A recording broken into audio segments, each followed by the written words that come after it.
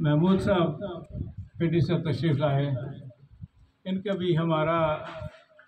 Accidental دوستی ہو گئی۔ میں ایبٹ آباد میں تھا، بے انتہا گرمی تھی، ہمارا یو پی ایس جل گیا اور میری والدہ بہت ضعیف تھی، وہ گرمی نہیں برداشت کر سکتی تھی، تو میں جہاں سے خریدا تھا ان کے پاس گیا کہ بھائی مجھے یو پی ایس دوسرا دو، اس کو ٹھیک کر کے دو، کچھ کرو، ابھی تو آپ سے لیا 2 دن پہلے۔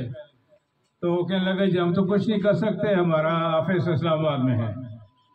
تو میں نے کہا اسلام آباد میں کوئی انسان تو ہوگا، ان کو مجھے فون نمبر دے دو۔ بارہ انہوں نے فون نمبر دیا، میں نے فون نمبر کیا تو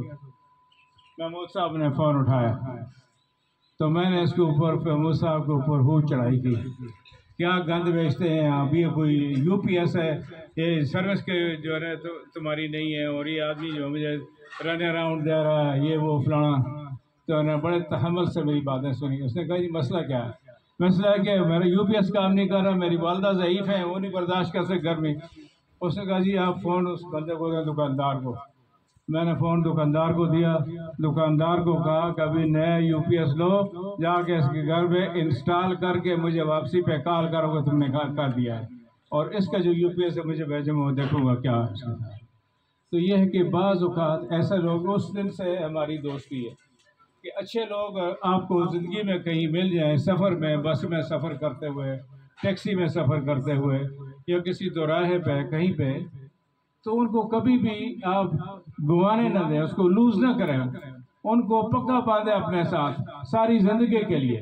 اس لیے کہ اس میں اچھے لوگوں کی اس دنیا میں بہت کمی ہے، اور جو ایک آدھ آپ کو مل جاتا ہے تو اس کو آپ پریئر کریں، وہ آپ کے لیے ایک جول ہے، وہ آپ کے لیے جم ہے،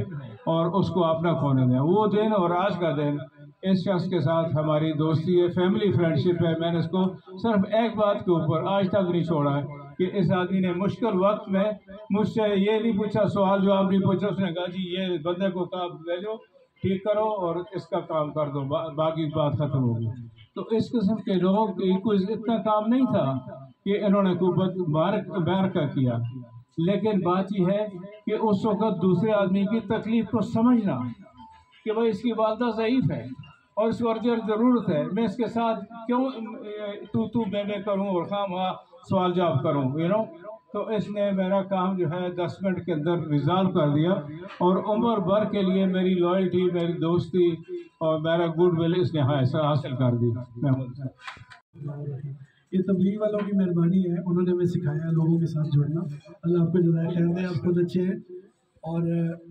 میں صرف یہ کہوں گا ڈاکٹر صاحب نے بہت سارے اچھے کام کیے، اللہ پاک قبول فرمائے، اور میری نظر میں جو سب سے بڑا کام ہے وہ مسجد جمیلہ ہے،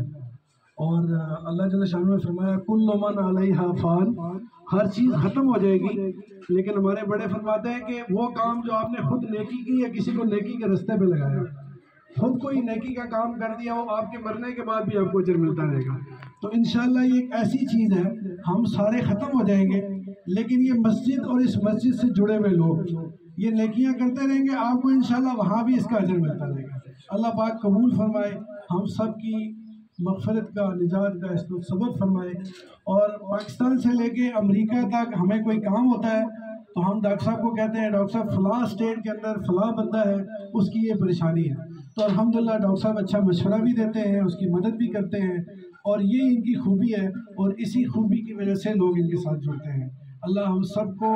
نیکی کے اوپر چلنے کی توفیق دے اور نیکی کی دعوت دینے کی توفیق دے۔ حج کا موقع ہے، جو لوگ حج کے لیے جا رہے ہیں ان کی زیارت کریں، ان سے دعائیں کروائیں، اور ساری امت کے لیے دعا کریں۔ جزاک اللہ خیر، السلام علیکم۔